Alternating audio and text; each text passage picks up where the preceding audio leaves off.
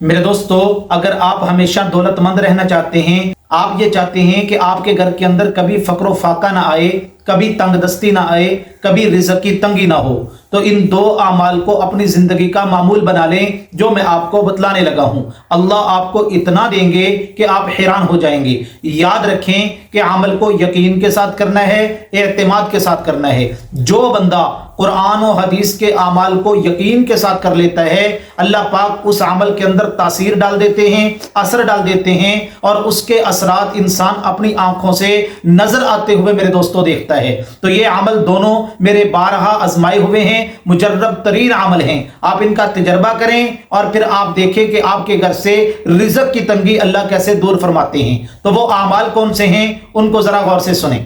حضرت سیدنا عبداللہ ابن مسعود رضی اللہ تعالیٰ عنہ وہ صحابی رسول ہیں کہ جن کی بیٹیاں تھیں، بیٹا کوئی نہیں تھا۔ تو حضرت عثمان غنی رضی اللہ تعالیٰ عنہ سے ایک مرتبہ یہ ملاقات کرنے کے لیے گئے۔ حضرت عثمان غنی رضی اللہ تعالیٰ عنہ سے جب ملاقات ہوئی تو حضرت عثمان غنی رضی اللہ تعالیٰ عنہ نے حضرت عبداللہ ابن مسعود رضی اللہ تعالیٰ عنہ سے فرمایا کہ عبداللہ، آپ کی بیٹیاں ہیں، بیٹا تو کوئی ہے نہیں، تو میرا دل کرتا ہے کہ ان کے لیے میں بیت المال سے کوئی وظیفے کا انتظام کر دوں، یعنی بیت المال سے ان کے اخراجات کا کوئی انتظام کر دوں۔ حضرت عبداللہ ابن مسعود رضی اللہ تعالیٰ عنہ فرمانے لگے، امیر المؤمنین، اس کی کوئی ضرورت نہیں ہے، میں نے اپنی بیٹیوں کو سورۃ الواقعہ یاد کرا دی ہے، وہ مغرب کی نماز کے بعد روزانہ سورۃ الواقعہ کی تلاوت فرماتی ہیں، اور میں نے رسول اللہ صلی اللہ علیہ وسلم سے سنا ہے، حدیث کا مفہوم یہ ہے، جو بندہ رات کو سونے سے پہلے سورۃ الواقعہ کی تلاوت کرتا ہے، اللہ تبارک و تعالیٰ اس کے گھر کے اندر فاقہ نہیں آنے دیتے،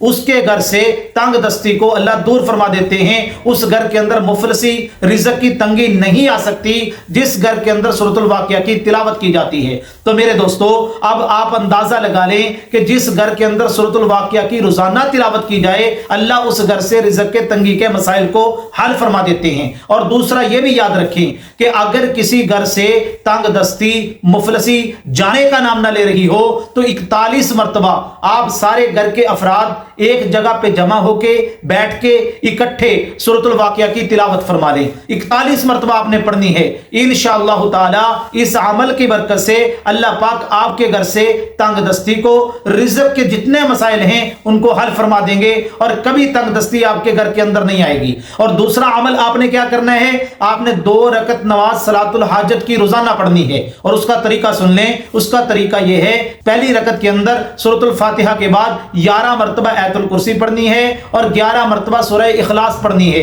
یعنی قل هو اللہ احد۔ یاد رکھیں کہ قل هو اللہ احد، سورہ اخلاص اتنی عظیم سورت ہے کہ اللہ کو یہ بڑی پسند ہے، بڑی محبوب ہے، اور جو بندہ اس سورت کی تلاوت کرتا ہے اللہ پاک اس کو بھی اپنا محبوب بندہ بنا لیتے ہیں۔ تو جو اللہ کا محبوب بندہ بن جائے، پھر آپ اندازہ لگائیں کہ اس کے گھر کے اندر مفلسی، محتاجی کیسے آ سکتی ہے۔ تو پہلی رکعت کے اندر آپ نے 11 مرتبہ آیت الکرسی، 11 مرتبہ سورہ اخلاص پڑھنی ہے، اور دوسری رکعت کے اندر بھی آپ نے سورۃ الفاتحہ کے بعد 11 مرتبہ آیت الکرسی اور 11 مرتبہ سورہ اخلاص کی تلاوت کرنی ہے۔ تو یہ صلاۃ الحاجت اور سورۃ الواقعہ، ان 2 اعمال کو اپنی زندگی کا معمول بنا لیں، آپ کے گھر سے اللہ پاک مفلسی کو ختم فرما دیں گے۔ کبھی بھی آپ کے گھر کے اندر رزق کی تنگی نہیں آئے گی انشاءاللہ تعالی۔ اللہ تبارک و تعالی ان باتوں پر عمل کرنے کی توفیق عطا فرمائے۔